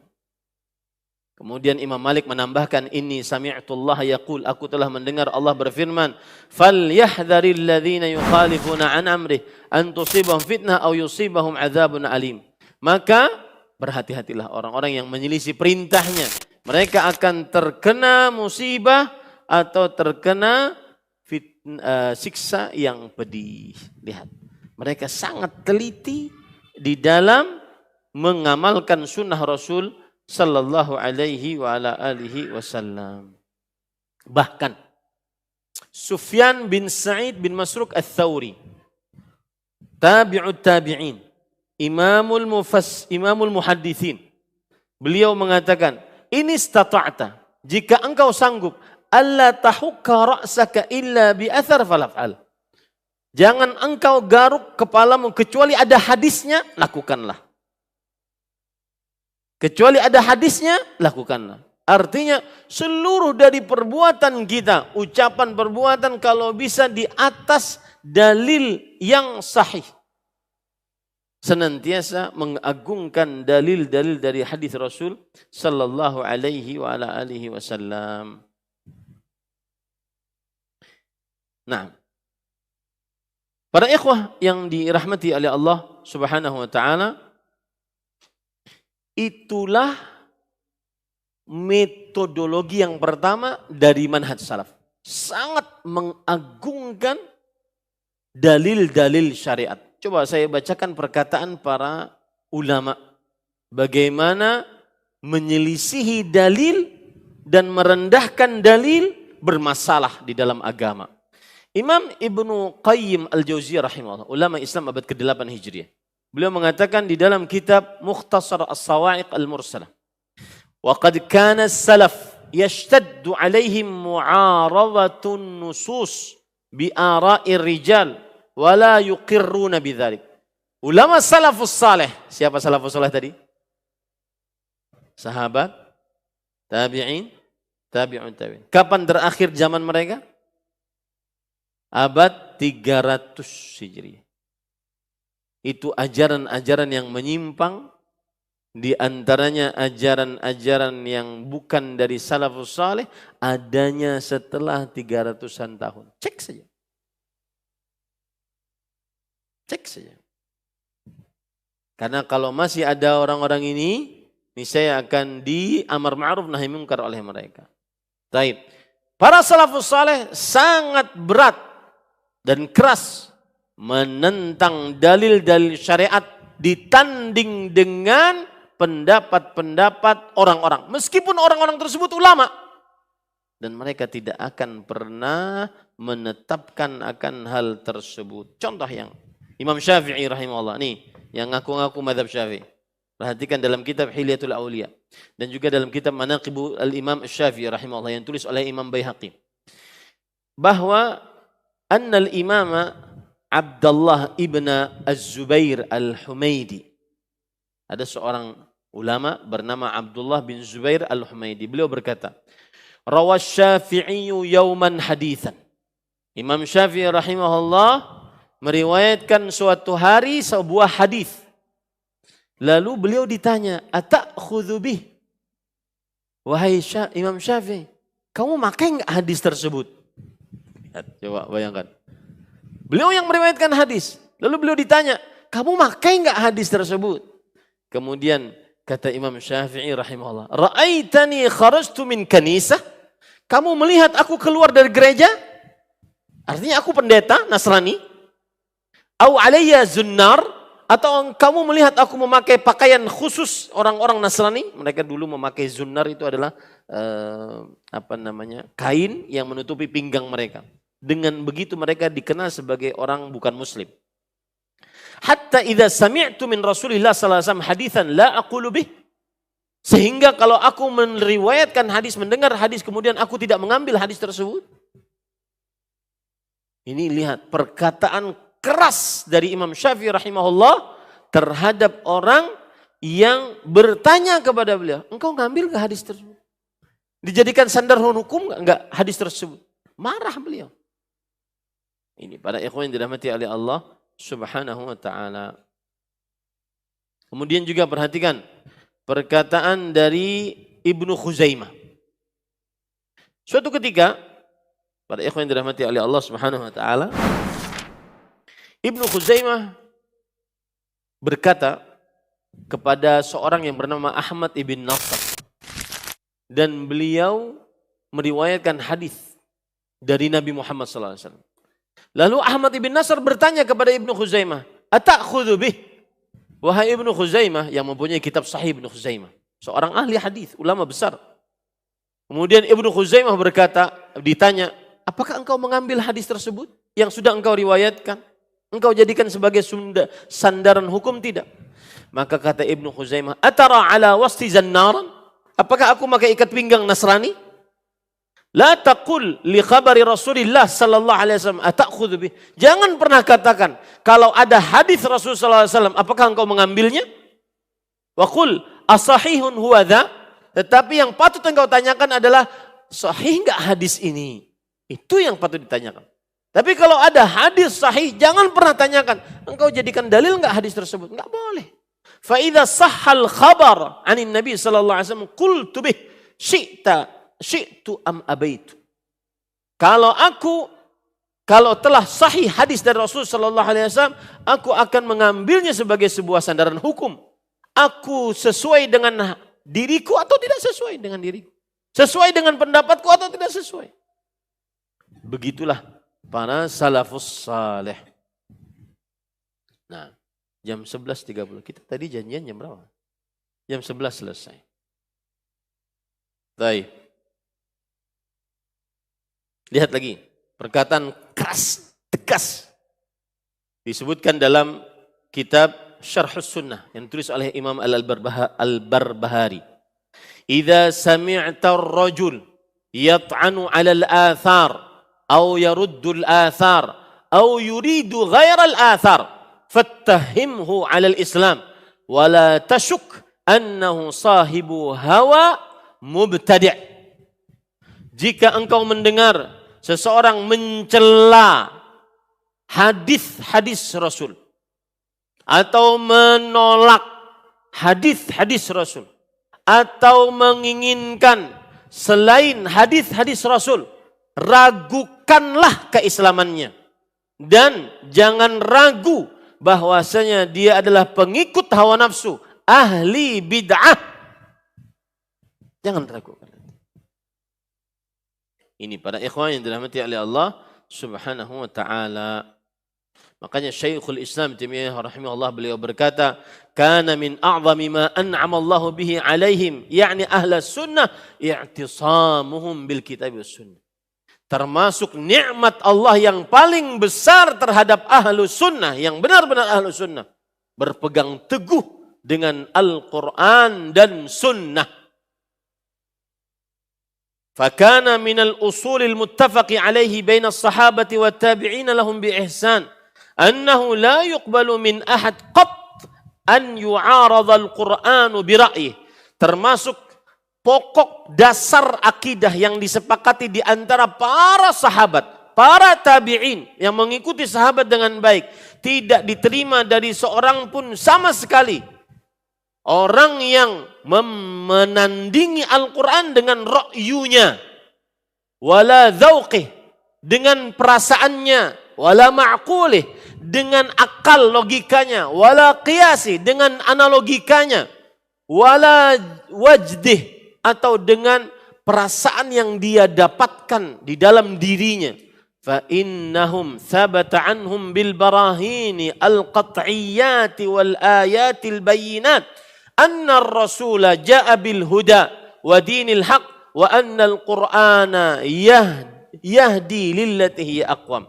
Sesungguhnya mereka telah tetap dari mereka dengan bukti-bukti yang sangat kuat, ayat-ayat yang sangat jelas bahwa Rasulullah sallallahu alaihi wasallam datang dengan petunjuk dan agama yang benar, dan bahwasanya Al-Quran memberikan petunjuk kepada jalan yang paling lurus.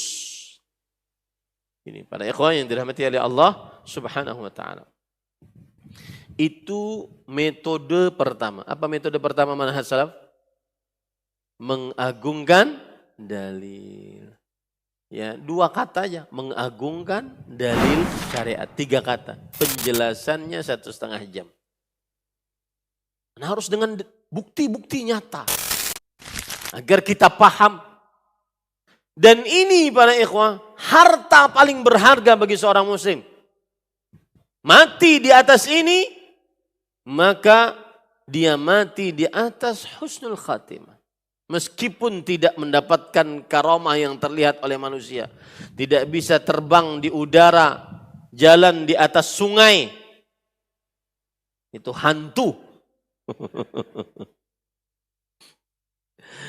Taib. Para ikhwan yang dirahmati oleh Allah Subhanahu wa taala. Metode yang kedua, ini sampai jam berapa? Kita azan jam 11.30. Taib. Masih bisa lanjut? Hah? Oh, pertanyaan kapan? Enggak usah pertanyaan ya, jelas kan? Enggak usah aja. Saya lanjutkan yang kedua. Dia ada 3 poin. Mudah-mudahan yang kedua dan ketiga tidak panjang. Metodologi yang kedua dari manhaj salaf adalah al-i'timad ala sunnah as-sahihah. Bersandar kepada hadis-hadis yang sahih. Dalil yang menunjukkan akan hal ini adalah ayat Al-Quran di antaranya surat Al-Hasyr ayat 7. Wa ma atakumur rasul fakhudhuh wa ma nahakum anhu fantahu. Apa yang Rasulullah SAW bawa kepada kalian, ambillah. Apa yang Rasul SAW telah larang atas kalian, jauhilah. Ayat ini memerintahkan kepada kita untuk mentaati Rasulullah sallallahu alaihi wasallam. Dan itu adalah perintah Allah Subhanahu wa taala. Sebagaimana dalam ayat surah An-Nisa ayat 80. Man yuti'ir rasula faqad ata'a Allah. Siapa yang taat kepada Rasulullah, maka sungguh dia telah taat kepada Allah Subhanahu wa taala. Dan telah tetap hadis atau ayat Al-Quran juga yang menunjukkan bahwa Rasul sallallahu alaihi wasallam apa saja yang keluar dari mulut beliau, ajaran beliau, hadis beliau adalah hak wasit, benar dan jujur. Benar dan jujur. Tidak ada keraguan di dalamnya. Kenapa? Karena Allah berfirman dalam surah An-Najm ayat 3 sampai 4. Wa ma yantiqu 'anil hawa in huwa illa wahyun yuha. Yang artinya tidaklah Nabi Muhammad sallallahu alaihi wasallam berbicara dari hawa nafsu kecuali itu adalah wahyu yang diwahyukan oleh Allah Subhanahu wa taala. Maka wajib bersandar kepada hadis-hadis yang sahih. Nah, di sini para ikhwan yang dirahmati oleh Allah, ada hal-hal yang terlarang. Yang pertama, tidak boleh bersandar hanya kepada Al-Quran dan meninggalkan hadis Rasul sallallahu alaihi wasallam. Sebagaimana dalam hadis riwayat Imam Abu Daud, Tirmidzi dan Ibnu Majah bahwa Rasul sallallahu alaihi wasallam bersabda, "Ala, ingatlah, ketahuilah, hal asa rajulun yablughuhul haditsu anni." Mungkin sebagian orang ada yang sampai kepadanya hadis dariku. Wa huwa muttaqiun ala arikatih, dan dia bersandar dengan tangannya seperti itu. Datang hadis kepada dia. Dia dengar hadis. Fayaqul, lalu ia berkata, "Bainana wa bainakum kitabullah." Antara kita dengan kalian hanya ada Al-Quran. Fa wajadna fihi halalan istahlalnah. Apa saja yang kami dapati di dalam Al-Quran halal, kami halalkan dia. Wa ma wajadna fihi haraman harramnah. Apa saja yang kami dapati di dalam Al-Quran yang haram, kami haramkan. Itu saja, tidak perlu yang lain. Ini sering sekali didapati. Sebagian orang mengatakan, bahkan sebagian pendakwah mengatakan, ini memang tidak ada Al-Qurannya, ada cuma hadisnya. Jangan, tidak boleh begitu. Ini ada hadisnya. Al-Quran dan hadis sebagai dalil syariat, argumentasi syariat yang sangat kuat, hujjah syar'iyyah. Tidak boleh mengatakan ini memang tidak ada dalilnya dari Al-Quran, adanya cuma dari sunnah. Enggak boleh. Ada dalilnya dari hadis Rasul, karena hadis Rasul adalah sumber pendalilan syariat. Lihat perkataan Imam Ibnu Al-Qayyim Al-Jauziyah rahimahullah di dalam Nuniyah beliau. Beliau mengatakan al-jahlu da'un qatilun wa shifa'uhu amrani fit tarkibi muttafiqani nassun minal qur'ani aw min sunnatin wa tabibu dzaka 'alimur rabbani. Kebodohan adalah penyakit yang mematikan, dan obat penyembuhnya adalah dua hal yang sama sejajar. Dalil dari Al-Quran atau hadis Rasul sallallahu alaihi wasallam. Dan yang mengajarkannya harus seorang alim yang rabbani. Ini para ikhwah yang dirahmati oleh Allah Subhanahu wa taala. Nah,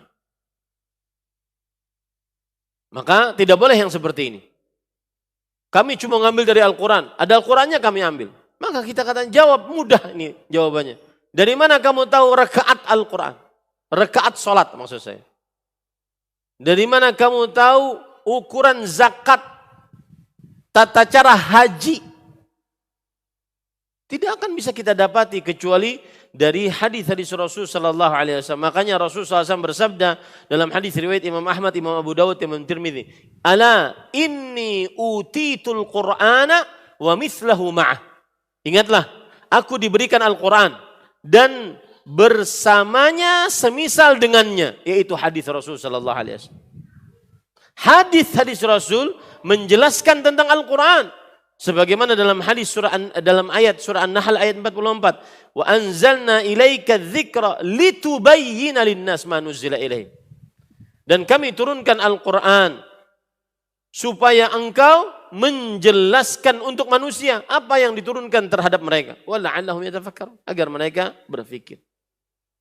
Maka hati-hati. Ini penyimpangan dari metodologi yang kedua. Bersandar hanya kepada Al-Quran. Penyimpangan dari metodologi yang kedua juga adalah sebagian orang bersandar kepada istilah yang disebut dengan guru kami bersanad. Guru kami bersanad. Kalau ditanya, dalilnya mana? Dalam kitab apa? Ini khususan.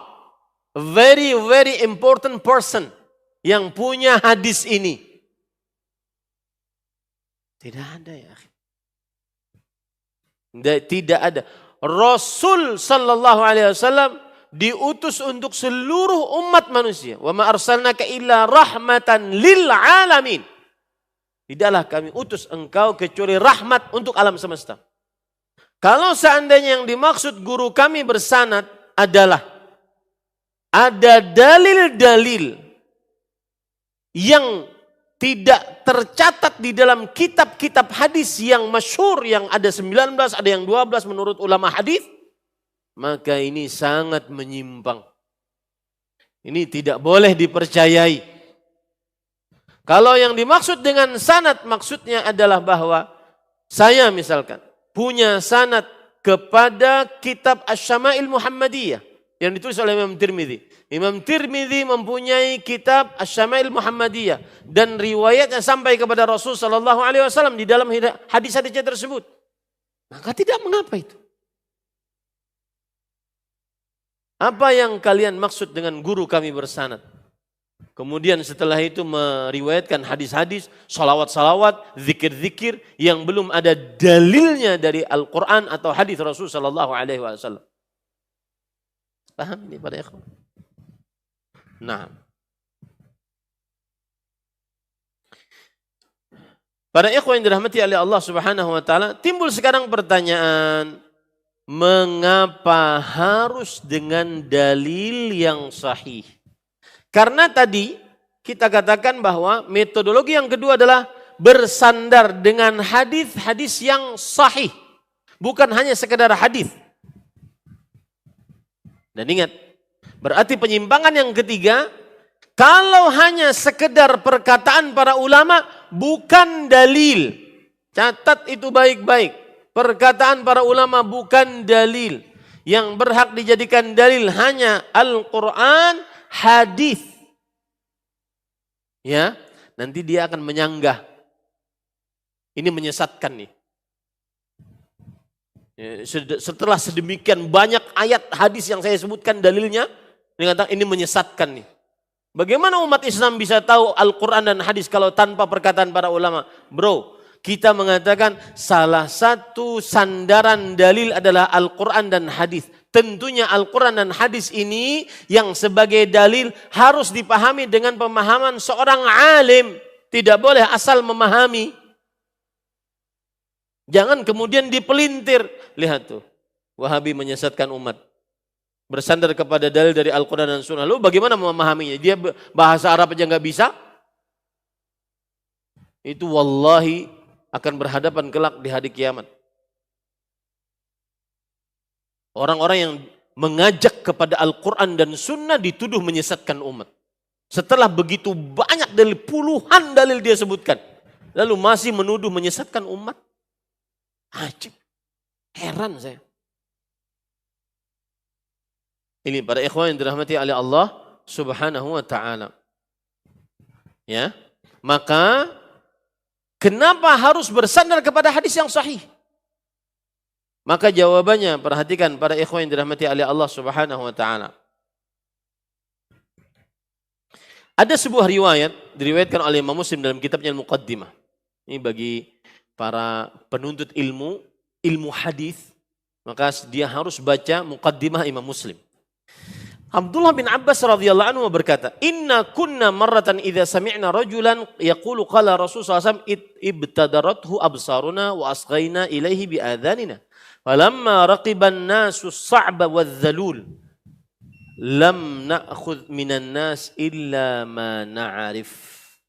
Dulu kita kalau ada mendengar seseorang mengucap Rasulullah sallallahu alaihi wasallam bersabda demikian, maka kami langsung menoleh kepada dia, kami dengarkan perkataannya baik-baik. Tetapi ketika di tengah-tengah manusia terjadi kegentingan, kekacauan, banyak sahabat yang terbunuh. Di antaranya ketika terjadi pembunuhan Utsman bin Affan. Ketika digantikan oleh Ali bin Abi Thalib, banyak sahabat yang terbunuh. Ya. Kemudian juga saat Hasan bin Ali bin Abi Thalib melepaskan tampuk kepemimpinannya, diemban oleh Muawiyah bin Abi Sufyan. Kemudian setelahnya, maka Abdullah bin Abbas radhiyallahu anhu mengatakan, dulu kita kalau orang mendengar orang mengucapkan Rasulullah SAW bersabda demikian, kita dengarkan, kita toleh dia. Tapi setelah terjadi kegentingan, maka kita tidak mengambil hadis kecuali dari orang yang kita kenal. Dari sinilah akhirnya ada kata-kata bersandar kepada hadis yang sahih. Paham ini para ikhwah? Begitu ceritanya. Jadi tidak semua hadis kita dapati. Saya ingin azan dulu, setelah azan saya lanjutkan 5 menit, boleh? Ya, habis itu baru kita sholat qabliyah. Ya. Nah. Oh, di sini apa? Apa? Ini tadi? Oh, alarm aja. Alhamdulillah. Baik, saya lanjutkan ya, para ikhwah. Nah, coba lihat lagi perkataan Imam Malik bin Anas. Imam Malik bin Anas, Imam Darul Hijrah. Di golongan apa tadi beliau? Tabi'in. Beliau berkata, "Inna hadzal ilm huwa lahmuka wa damuk wa anhu tus'alu yaumal qiyamah. Fanzur 'amman ta'khudh." Sesungguhnya ilmu ini darah dagingmu. Engkau akan ditanya kelak nanti pada hari kiamat. Maka perhatikan kepada siapa kamu belajar. Dari selektif mencari guru itu dari mulai zaman dulu, zaman para salafus saleh. Ya, dan itu hak seorang muslim. Selektif mencari guru, tidak boleh sembarangan nyari guru. Dia siapa gurunya, belajar di mana, siapa teman-temannya, apa yang dia ajarkan, itu selektif, wajib selektif. Karena ilmu ini modal untuk beramal. Beramal untuk modal berhadapan dengan Allah Subhanahu wa taala. Jadi bukan eksklusivitas yang main, bukan. Tapi itu hak seorang muslim untuk mendapatkan ilmu yang murni memang. Taib. Kemudian pada ikhwan yang dirahmati oleh Allah Subhanahu wa taala, dan memang ada hadis yang diriwayatkan sayukdzabu alayya. Aku akan didustakan, kata Rasulullah. Nah, hadis ini juga menjadi sandaran bahwa kita harus memperhatikan kesahihan hadis. Sayukdzabu alayya, akan didustakan. Kemudian pada ikhwan yang dirahmati oleh Allah, ada juga perkataan yang sangat menarik dari para ulama, di antaranya perkataan Abdullah Ibnul Mubarak rahimahullah. Beliau mengatakan, "Fi sahihil hadis syughlun an saqimih." Di dalam hadis yang sahih menyibukkan kita daripada mengamalkan hadis yang lemah. Maksudnya apa, Pak? Lawang hadis yang sahih saja sudah mumet mengerjakannya. Belum semuanya kita kerjakan. Bagaimana ditambah dengan hadis yang lemah, hadis yang palsu, yang enggak ada contohnya dari Rasulullah sallallahu alaihi wasallam, yang hanya didapat dari guru bersanad. Paham para ikhwah? Nah ini para ikhwan. Nah, tetapi sebagian ulama mengatakan bahwa bahkan ini pendapat jumhur, boleh bersandar dengan hadis yang lemah.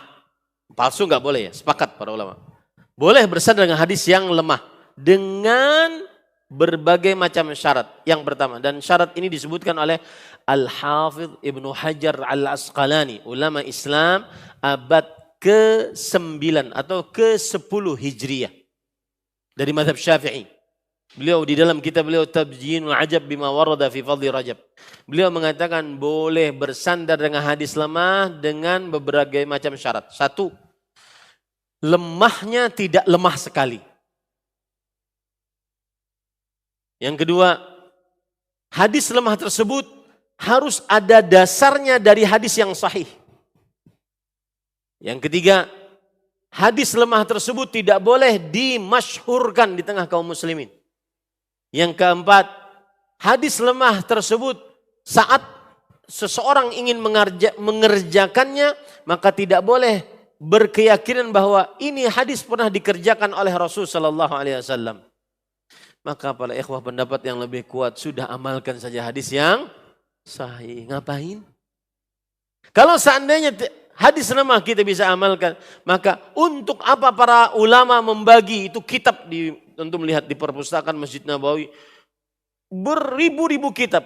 Salah satu sisinya hanya membicarakan tentang ini adalah rawi yang lemah, ini rawi yang dianggap dusta, ini hadis yang lemah, ini hadis yang palsu. Untuk apa tuh pekerjaan para ulama kalau semua hadis boleh diamalkan? Tidak ada manfaat kalau begitu kita membedakan antara hadis lemah dengan hadis yang sahih. Kalau seandainya ada manfaat, boleh dikerjakan seluruhnya. Apalagi di dalam akidah. Maka tidak boleh bersandar kepada hadis yang lemah sama sekali. Metodologi yang ketiga, yang terakhir.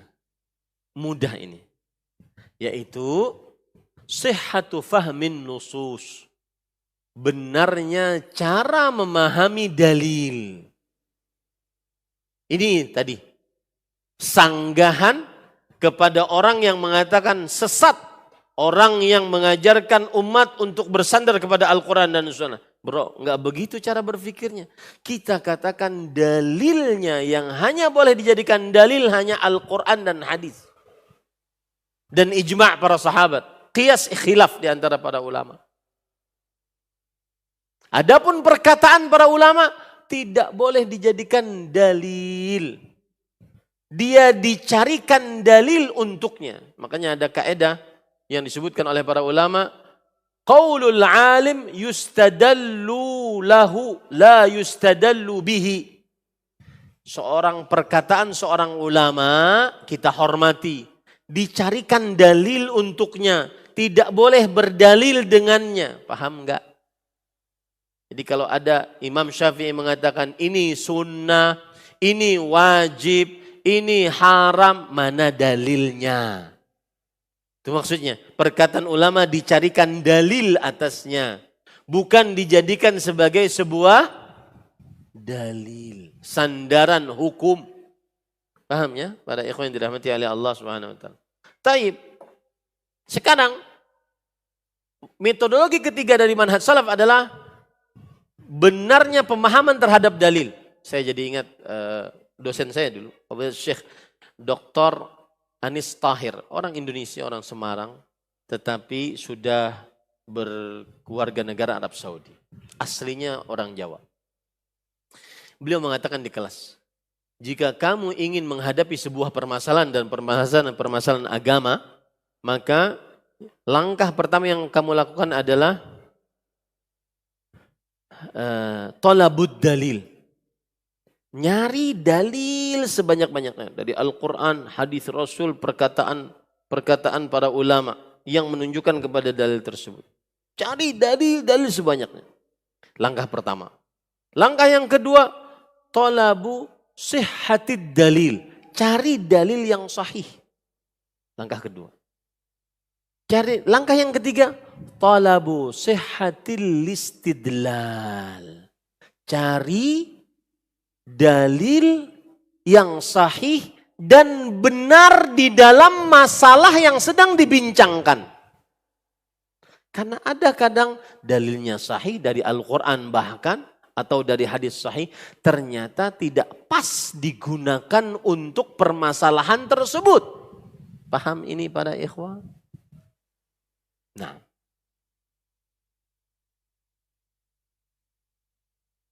maka salah satu problematika di dalam beragama adalah bagaimana cara memahami Al-Quran dan hadis dengan pemahaman yang benar.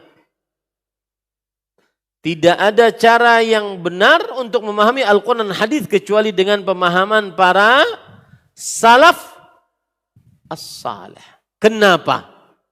Catat baik-baik. Kenapa harus bersandar kepada pemahaman para salaf as-salih? Satu, karena mereka dipuji oleh Allah, diridhai oleh Allah Subhanahu wa taala. Sebagaimana surah At-Taubah ayat 100, was-sabiqunal awwaluna minal muhajirin wal ansar walladzina tabauhum bi ihsan radhiyallahu anhum wa radhu'an. Generasi pertama dari kaum muhajirin dan ansar dan para tabi'in yang mengikuti para sahabat dengan baik, mereka telah diridhai oleh Allah dan Allah ridha kepadanya. Mereka telah diridhai oleh Allah dan Allah ridha kepadanya. Kalau mereka keliru dalam mempraktekkan agama, mustahil Allah ridha kepada para salafus saleh. Ini sebab mengapa kita memahami Al-Quran dan Sunnah bersandar kepada pemahaman para salaf as-saleh. Kemudian sebab yang kedua, yaitu mereka adalah manusia-manusia yang terbaik. Sebagaimana dalam hadis, khairun nasi qarni thumma alladhina yalunhum thumma alladhina yalunhum. Sebaik-baik manusia adalah kurunku, kemudian setelahnya, kemudian setelahnya. Sebab yang ketiga, mereka belajar langsung dari Rasulullah SAW. Gurunya langsung Rasulullah SAW, para sahabat Nabi radhiyallahu anhu. Yang keempat, mereka saksi hidup atas dalil-dalil syariat. Mengapa ayat ini turun? Pada kejadian apa? Mereka saksi hidup atas dalil-dalil syariat. Yang keempat. Yang kelima, mereka orang Arab. Bukan Arab-Araban. Arab asli, bisat. Asli. Hah? Asli. Pakai sad aslinya. Orang yang paling paham tentang bahasa Arab. Ya. Itu para sahabat Nabi radhiyallahu anhu.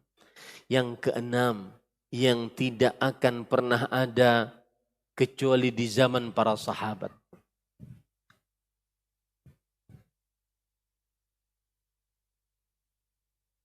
Siapa yang tahu? Wahyu, enggak. Kenapa kita bersandar kepada benarnya pemahaman terhadap dalil dengan pemahaman para sahabat? Satu, mereka orang yang diridhai oleh Allah. Tidak mungkin Allah meridhai suatu kaum kalau tata cara beragamanya menyimpang. Yang kedua, mereka manusia yang terbaik, dipuji oleh Rasul sallallahu alaihi wasallam. Yang ketiga, mereka gurunya adalah Rasulullah sallallahu alaihi wasallam. Yang keempat, mereka saksi hidup dalil-dalil syariat turun. Yang kelima, mereka adalah orang Arab asli. Pakai sad. Yang keenam, tidak pernah ada kecuali zaman para sahabat. Apabila mereka salah di dalam mempraktekkan ajaran agama, maka langsung dibenarkan oleh Allah atau kemudian oleh Rasulullah SAW. Saya beri contoh. Pernah ada orang bersafar, para sahabat bersafar, entah itu pasukan perang, kemudian salah seorang dari mereka kena batu di kepalanya. Bocor kepalanya, jatuh terkucur darah yang banyak di kepalanya. Otomatis keadaannya lemah. Mereka akhirnya bermalam di sebuah tempat di dalam perjalanan.